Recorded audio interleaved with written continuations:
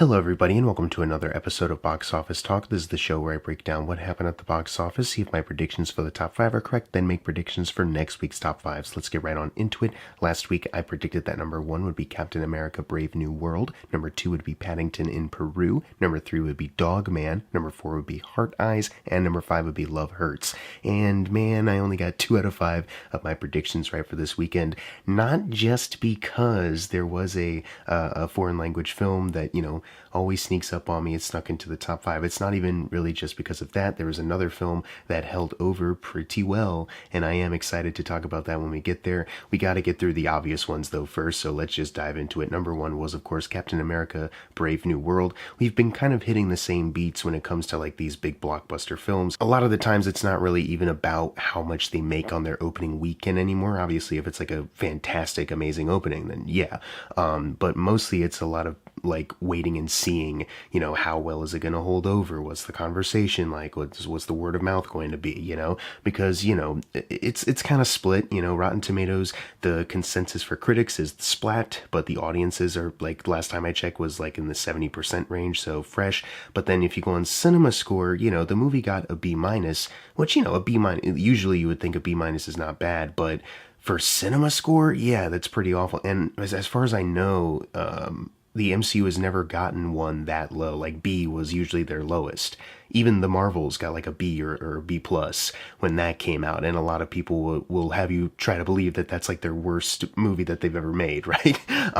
But no, like they have not had one as low as this movie has gotten. So I am interested to see how well the word of mouth is going to be moving forward. I think it'll be number 1 again next weekend. It's just how well will it continue to run. I think it's because its initial production budget is listed at 180 million. There's a solid chance that they can double it, but will they have the strength to continue to triple it, potentially, touch the quadruple point? Only time will tell at this point. Either way, let me just say how much it made. Domestically, it made $88 million for the 3-day weekend. Don't have the President's Day numbers, obviously, and I'm not touching Monday. If it's a 4-day weekend where it starts on Thursday, that yeah, we'll talk about those numbers then. Fuck President's Day.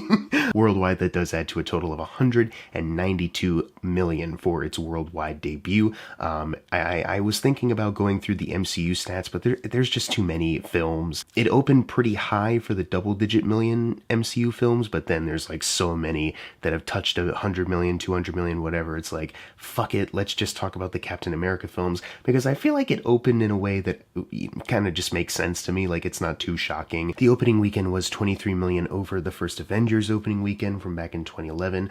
Obviously all these numbers are unadjusted for inflation, but its opening weekend was also 7 million below what Winter Soldier did, so almost on par with that one, but 91 million below Civil War. But that, that makes sense because Civil War was the big event at the time, right? It needs 88 million until it outgrosses the entire domestic run of the first Avenger. Obviously entirely plausible. I don't think it's gonna, jump off a cliff just yet, if at all. And then worldwide it needs 178 million to get there. So like I was saying before, I think, that they'll probably be in a decent spot with this initial production budget that they have listed. I think this might be a number from what I've heard as far as like, how they usually market these films. They put a lot into that, as well as the reshoot rumors. How extensive were they? How much money did they spend doing that, getting everybody back to cut certain sequences, do entirely new ones, insert new actors like Giancarlo Esposito?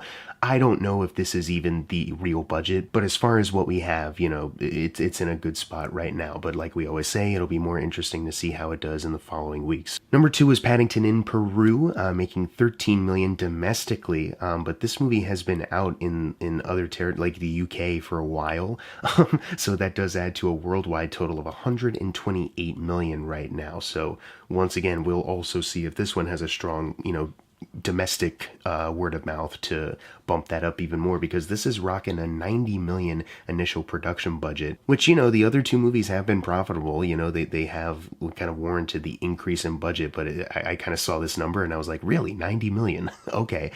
So at this rate, they need about 52 in order to get to the doubling point. So we'll see how that goes, obviously. As far as the other Paddington films, the opening weekend was 2 million over Paddington 2, but 5 million below the original film. The original one domestically, though, did manage to hold over very well. Paddington 2, while it was still profitable, kind of had a bit of a drop off overall. But still, it needs 27 million until it gets to the domestic gross for Paddington 2. Worldwide, it needs 113 million. So entirely possible to get to Paddington 2 domestically, at least. Worldwide, that's a pretty steep 100 mil. So unless it has some other places it's gonna, open up to worldwide that'll add to the intake, we'll see. But right now, as far as I'm concerned, it looks like we're kind of just relying on the domestic numbers to bump it up. Anyways, number 3 is Heart Eyes. It wasn't Dogman like I had predicted. It was Heart Eyes having that Valentine's Day bump like I was kind of saying, like I hope it gets. I don't want it to be completely overshadowed by everything. Last weekend we mentioned it debuted to about 8 million or so. This weekend, 10 million. It went up. It didn't have a drop off. It had an increase, damn it. And that's just the power of fucking love, Valentine's Day to be specific, actually coming out on the weekend. Anyways, so that does add to a domestic total of 21 million. There's still no worldwide totals as of right now, and they are still about 15 million away from doubling this initial production budget of 18 million. But I'm definitely, it's on the right track at the very least, I hope it doesn't drop off so drastically now that Valentine's Day is passing. I'm hoping that the people that saw it were like, you know what? I know Valentine's Day is past, it's past the theme, but it's still a good enough movie. You should go check it out. And then it just continues to grow from there. Obviously, some worldwide totals would help bump this up. As far as Spyglass Media, at least with their recent films, kind of Scream 5 onwards, it needs 10 million until it outgrosses Thanksgiving. So that's where it's at as far as outgrossing these recent Spyglass movies. But, 10 mil is easier to get right now for this movie than like 15 mil, but I would like this movie to continue to hold over well. I was very excited to see that it held over so well this weekend, so let's keep that rolling. Number 4 was Dogman, making 9.7 million, adding to a domestic total of 66 million. So for DreamWorks, it outgrossed Wallace and Gromit by 10 million, Boss Baby 2 by 9 million, Croods 2 by 8 million, Abominable by 6 million, and Flushed Away just by 2 million. It's sitting behind the original Spirit film by 7 million domestically. Worldwide, it is sitting at 84 million, so they did double the initial production budget of 40 million, 4 million over that. I don't think this has the momentum, at least right now, to get to a tripling point, which is kind of odd, at least for me, as somebody who works at a bookstore and has seen countless families and kids ask, where's the Dogman? Where's the Dogman? I thought this might have been a bigger hit. I don't know. Maybe some people saw the trailer and they were just like, I don't know, maybe we can, it's not like the big new Pixar film, or it's not like The Wild Robot. People aren't raving about it like The Wild Robot, so maybe we just wait. I don't know. Either way, worldwide, it did squeak by Sinbad for DreamWorks there by 4 million. It needs 22 million until it gets to the original Spirit here as well. So as far as I can tell, it's slowly inching up the DreamWorks ladder, and it did double its initial production budget, which is our show standards of like a success. At the very least, they've broken even. It's a modest hit, but yeah, it is a decent movie. It's not like I'm going to be too torn up about, oh man, I can't believe it didn't break all the records, right? But it is still kind of surprising, and I think I was hoping for a little bit of a bigger hit just because it was a decent time for me. Anyways, number 5, Neja 2. I don't know if I pronounced that right. I'm so sorry if I didn't. I got a comment on my last box office talk video. I'm just displaying it here, listing a bunch of fun facts. And I'm too stupid and too lazy to memorize them all or write them down in my notes here. It's, too much for my notes that I'm looking at. My eyes would go cross.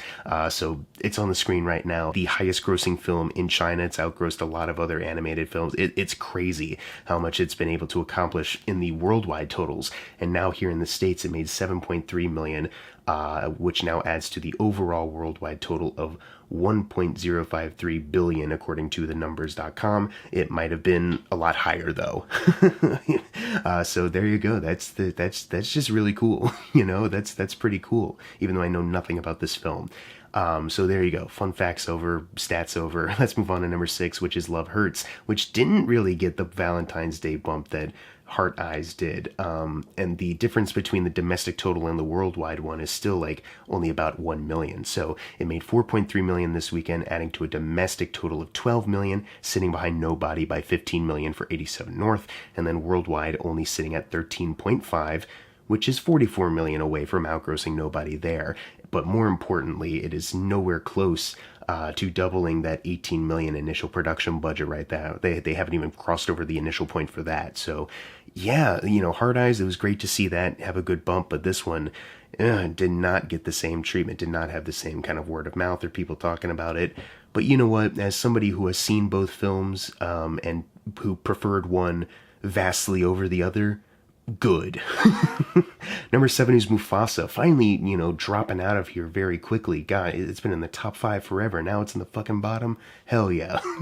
Let's go. It made 4.1, adding to a domestic total of 240 million. So that places the distance between this and the 2019 film 303 million. So worldwide it is sitting at 686 million right now. So now it's behind the 2019 film by 975 million worldwide.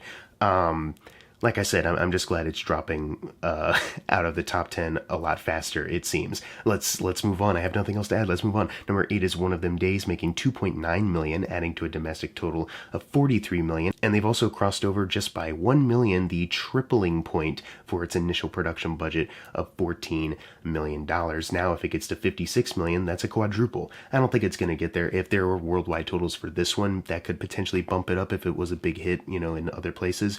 But that being said, the fact that domestically they were able to accomplish a pretty modest hit that's just pretty stellar for a low budget kind of comedy like this. And it's just exciting. We've talked about this before, but it's just really exciting and it's uplifting, especially compared to seeing how fucking well Mufasa's doing. So you'll have your cynical hit on the one hand, but then you got a good hit like One of Them Days right here. Anyways, number 9 is Companion, making 1.87 million, adding to a domestic total of 18 million, which places the distance between this and Barbarian by 22 million. Worldwide it is sitting at 32 million, so the distance between this and Barbarian is 13 million there, but it did, with this crossing over point, triple the initial production budget of 10 million. So even if this one didn't get a Valentine's Day bump like Hard Eyes did as well, the fact that it has already tripled its budget, that's the win right there. Finally closing out the video, number 10, Becoming Led Zeppelin, clinging on for dear life at the bottom, making 1.81 million, adding to a domestic total of 5.4. Don't know what the budget of this thing is still, but hey, it was here for 2 box office talk videos, and that's gotta count for something.